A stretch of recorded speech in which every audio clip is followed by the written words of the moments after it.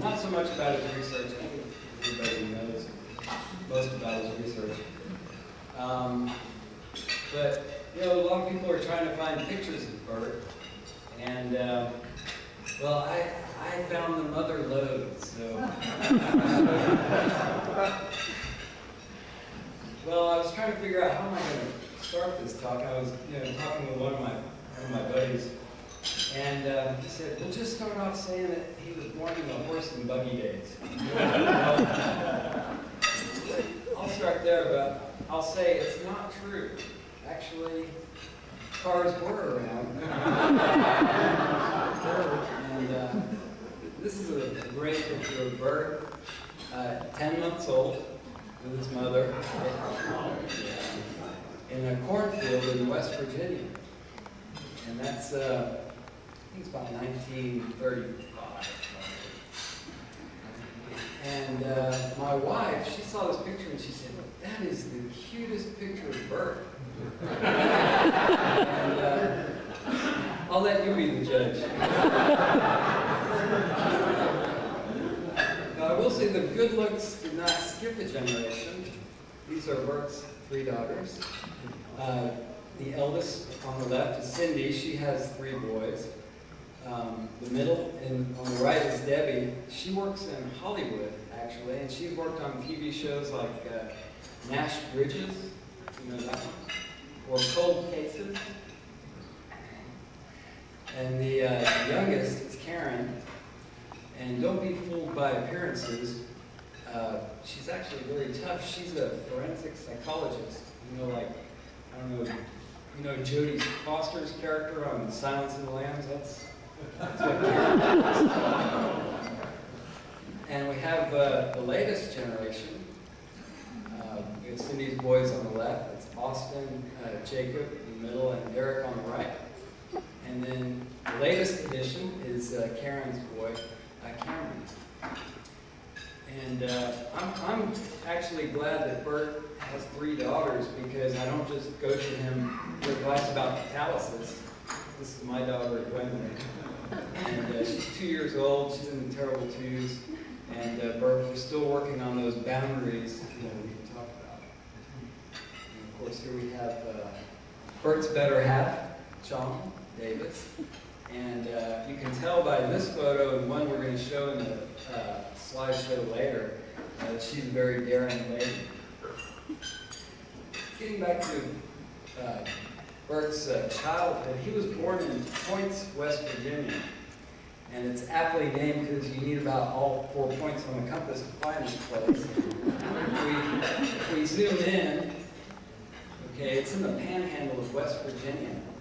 And we zoom in a little further, you can get an idea of the practical names given by the West Virginians. So up here, you know, it's a little bit flatter. They call it levels. Here's like a cluster of 3 churches. That's 3 churches. And there's the points, right in the middle. And if you zoom in further, you know, I grew up in a military family, and we used to judge the sizes of small towns by the number of McDonald's that they had. You know, 2 McDonald's town or 3 McDonald's town. Points was well, it was kind of 0 McDonald's town, but it did have a general store, which served as also a gas station and a post office. So it was like an all-in-one. And by the way, Burt, I figured out how Points got its name. It's because the Springfield Pike and the Jersey Mountain Road come together in Points.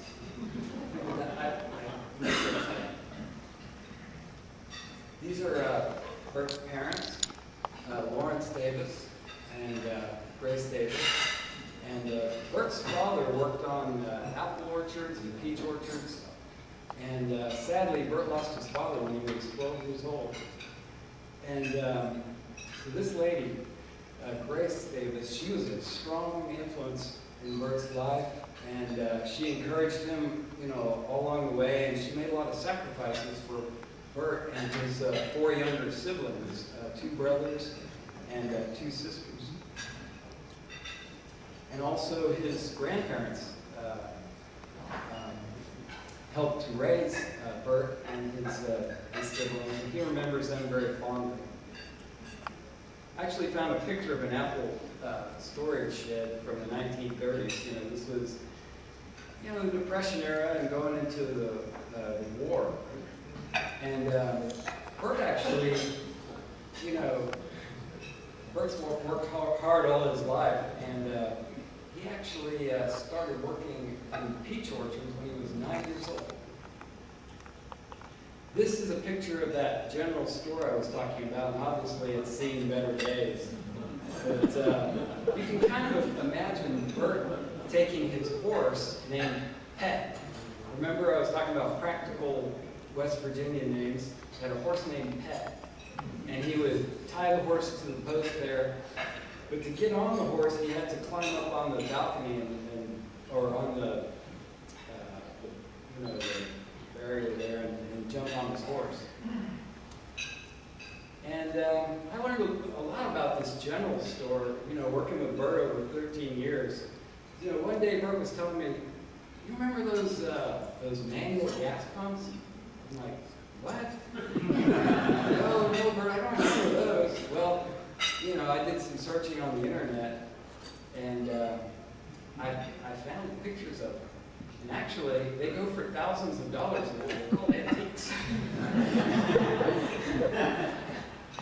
But anyway, yeah, so they used to pump the gas manually, this, you know, this crank here, into the glass balloon, just like he said, and then it would gravity drain into the tank of the car.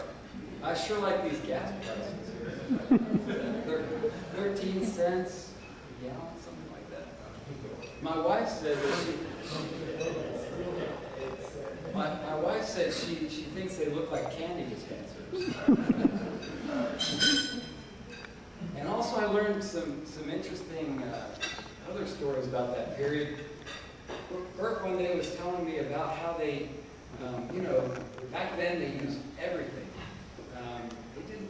They didn't waste things like we do today. Well, we tried to recycle, right? But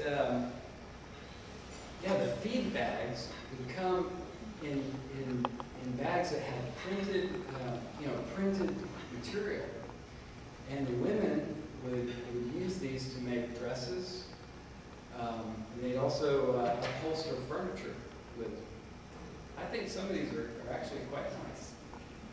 And you could tell who the siblings were back then by, you know, the similarity of the prints on the dresses. And here's a picture of Burt in the first grade, and I think he would fit right into this group over here. And Burt went to school in a 4-room school, and it doesn't exist anymore, but I did find some pictures of similar schools. You know, times were so tough back then that actually they had to reduce their staff. They only had 3 teachers in 4 rooms at one time, and they were teaching elementary school all the way up through middle school. So the classes were combined, and this was kind of advantageous for Burt, because while he was in 2nd grade, he was learning 3rd grade material, and when he was in 3rd grade, he was learning 4th grade material, and he actually skipped a grade, or maybe 2, I'm not sure.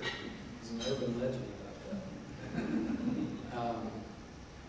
There's a picture of Burt's actual school on a gravestone, and Burt's comment to me was, "Who says West Virginians, you know, don't take education seriously?"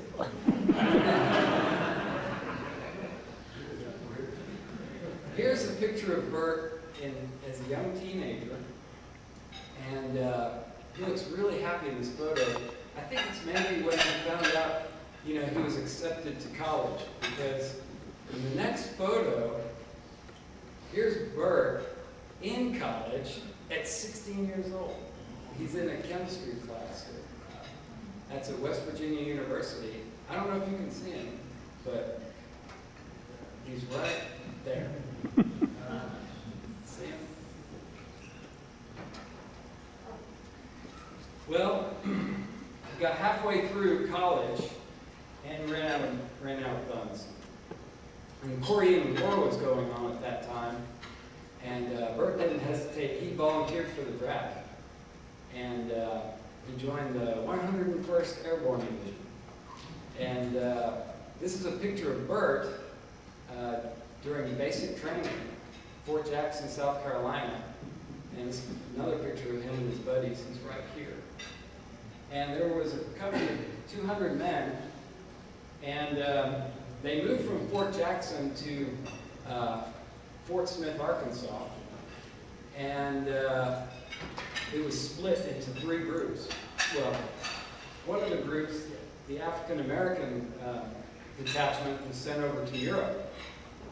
Well, one day, they lined up the rest of them into 2 lines. And every other man was sent to Korea. And fortunately for us, Burt wasn't one of them. He joined a medical detachment and 30 men. And well, he was sent to Fort Hood, Texas, in the middle of the summer. And it was up in the 110s. I lived in Central Texas, so I know what he's talking about. And you know, the ground was cracking, and the car on the pavement was bubbling, and then the floods would come. But yeah, so he doesn't really have fond memories of Central Texas. But he got through it, and 2 years later, he went back to school because the GI Bill was in place then, and he was able to finish college at West Virginia. And then he went to go work for Atlantic in Philadelphia. And I guess he got bored or something because he started taking evening classes to do his master's degree. But when Burt does something, he goes all out, as you know. And he was actually working full-time during the day and going to school full-time in the evening. And what I mean by full-time is he qualified for GI Bill benefits. And he did work on isotopic tracers with Joseph Fan on N-heptane dehydrocyclization. And then Burt expressed an interest in getting his PhD. So one day, Joseph Fan calls him down to his office and told him that he would be going to Florida. And Burt didn't ask any questions. He just went. And he was very happy to do so. And he worked with Wallace Bray at the University of Florida in Gainesville. And he worked on thorium oxide as a catalytic material. And he worked on like alcohol conversion, as Professor Clerk was talking about earlier today. Well, then he got a break, few of us can imagine. He got to do a postdoctorate with Paul Emmett at Johns Hopkins University. And a picture of Burt here, working in the labs, working in Paul Emmett's lab. And that was the mid-60s. You can tell by the glasses. But he was working on xenon fluoride chemistry, because they had found that xenon was not as, inert of a gas as it was once thought to be. He also, worked on absorption, of course, and would later go on to do comparisons between BET method and mercury porosimetry method. And he also learned a lot more about isotopic tracers from Paul Emmett. Obviously, he did a lot of work on that in Fischer-Tropsch synthesis. And this is not the Brat Pack. This is Paul Emmett's group in the mid-60s. And on the left, we have Burt and Bartley, who he came up with the method of irradiating metal particles so that they'd be at a higher temperature than the support. George Keltz, well known for oxidation catalysis. There's Burt in the middle, John Wardley and Bob Garton, who is one of, I guess you could say, founders of Catalytica. And he also wrote a nice review of Paul Emmett back in the mid-80s. And then Burt went to work at Mobil, where he joined Charlie Planck's group, and they had just recently discovered the zeolite X and Y cracking catalyst. And there, Burt worked first on conversion and hydrogenation of polycyclic aromatics. But then he helped actually develop the platinum-tin alumina forming catalyst, which UOP uses a version of it today for low pressure operations. And here's a picture of Burt at Leonard Drake's retirement party, and Drake being the father of mercury pore symmetry. And he's handing him a collection of a leather-bound collection of his publications.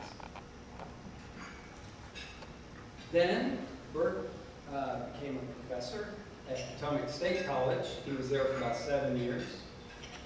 We got a couple of pictures of him in the lab there. And after that, he came to us. And he's been at Kentucky now for 35 years. Close. Close to 35 years. And I was told that I should skip the technical part, but I mean, that would take another 15 minutes, and you know, I can maybe go through it quickly, just show some highlights.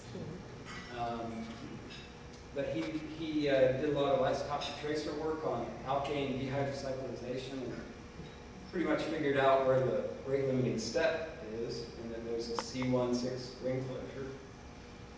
And they recovered the reactant and saw a little exchange. That meant that whatever was absorbed on the surface went all the way to the ring, to the aromatic. They did this by finding out there was a very large kinetic isotope effect with methyl cyclohexane and octane, whether they labeled one or the other with deuterium. And they found he found a lack of any isotope effect on platinum KL, which is, you know, everyone since the 1980s has been trying to figure out, you know, why is platinum KL unique? And the lack of a kinetic isotope effect means that there's single file access of the hexane to the platinum. And the zeolite provides an interesting structure. And of course, there have been different mechanisms for FT, and Burt had a hunch that, you know, there was an oxygenate involved in initiating chain growth. Pretty much demonstrated this by looking at carbon-14 labeled CO2, and found that there was equivalent radioactivity as a function of carbon number. And so that is very good evidence that either CO or CO2 can initiate the chain growth, CO being also a propagator. And everyone knows, you know, Burt's done a lot of work on iron catalysts, and the carburization of iron is very important. If you activate the CO, you get high activity. If you activate the CNS, you get low activity. And if you reactivate one with low activity with CO, you get high activity. And he used Moss power to show that the iron carbides can work. And so we've been looking at, you know, some pretty neat catalysts, some new catalysts where they make these little divots in the carbon nanotubes and put the irons inside. And then he, you know, worked with argon to try to figure out what these TPR profiles on cobalt aluminum mean. And there have been so many different explanations, you know, really needed some clarity there. And they used Zanes and XFs to show two-step reduction process. That's the TPR Zanes and the TPR XFs. And then the role of the metal-to-port interaction for cobalt alumina, is it beneficial? Is it a problem? And in some ways, it's beneficial because metal support interaction helps stabilize a small particle. And even with low extended reduction, you get high active cycling speeds relative to these other ones where you get a lot of reduction because the particle size is so large. But it's a problem as well because you don't get all of your oxide reduced. If you do a TPR after reduction, you have a lot of unreduced cobalt. And we use promoters to facilitate reduction, but not all the promoters are equivalent. They do increase reduction, they increase the site densities, but the ones that are good are atomically coordinated to cobalt, platinum, rhenium, and ruthenium. Those are XAS data that show atomic coordination. But the bad promoter, well, palladium is a bad promoter because you have both palladium, cobalt, and palladium coordination. And it has an adverse impact on the selectivity. It increases the methane and decreases the C5+. And of course, we've studied deactivation using XAS and Zane's spectroscopy, and looked at different deactivation mechanisms under different conditions. If you have cobalt too small, and you switch on FT from an activated catalyst, you can get some oxidation. If you take samples out along the deactivation profile, as a function of time, you can see a complex centering mechanism that involves net reduction of cobalt versus time. And Sasol researchers have also seen this.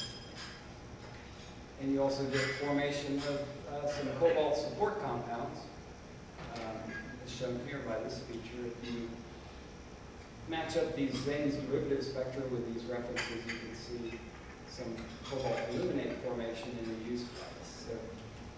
So we put together a possible deactivation mechanism that involves oxidation of small crystallites and some agglomeration of oxide to reduce and contribute to this complex centering mechanism and reaction of the support as well. If you go to larger clusters, you get a more stable catalyst. And he's done a lot of work in water gas shift as well. And our results were in good agreement with Professor Iwasawa's mechanism. It involves a water reactant promoted mechanism in the rate limiting step. We have decomposition of formate, and that involves CH bond breaking. And we looked at this half a dozen different ways and looked at the kinetic isotope effect. And we had very good agreement with water gas shift and the steam-assisted formate decomposition.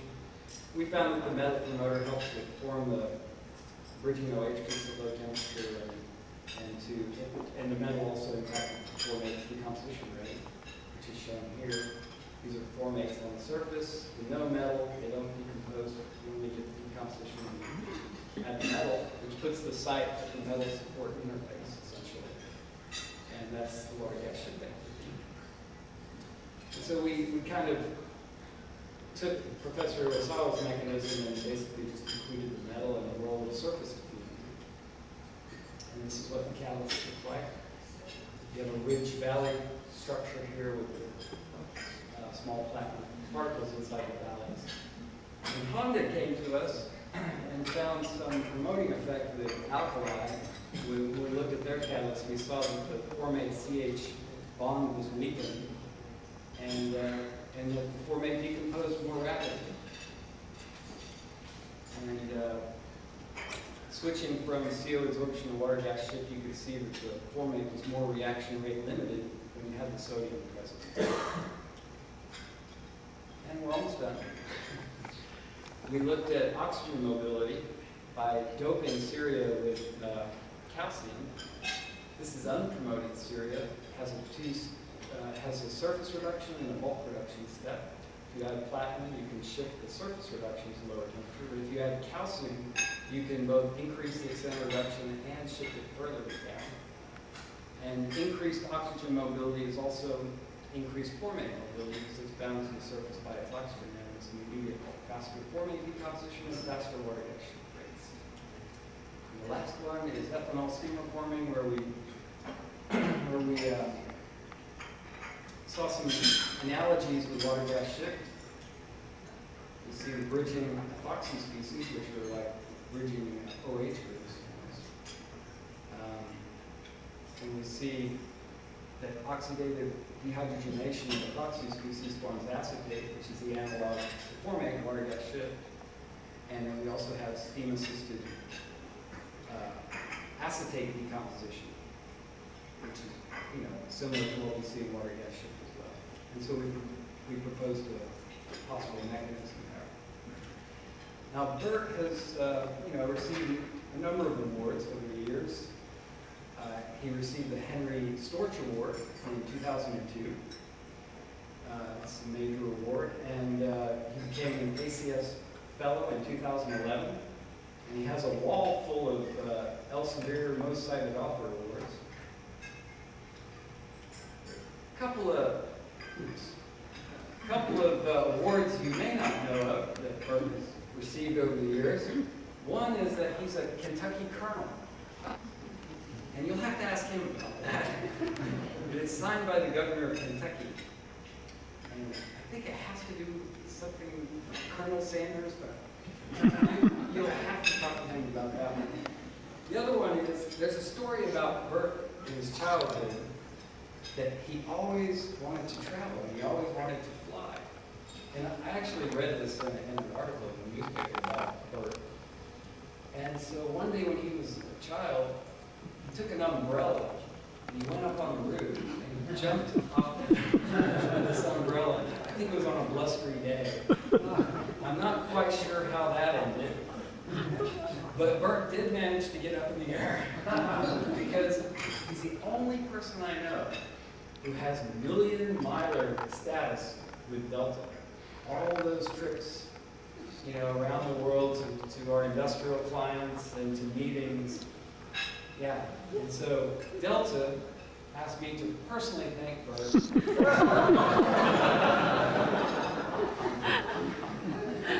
for his staying loyal to them. So, with that, we have a little slideshow with photographs, and I'll play that now.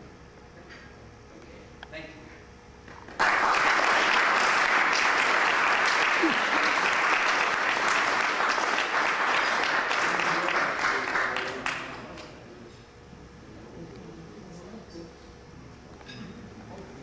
It's going to have a little bit of music to it. Okay.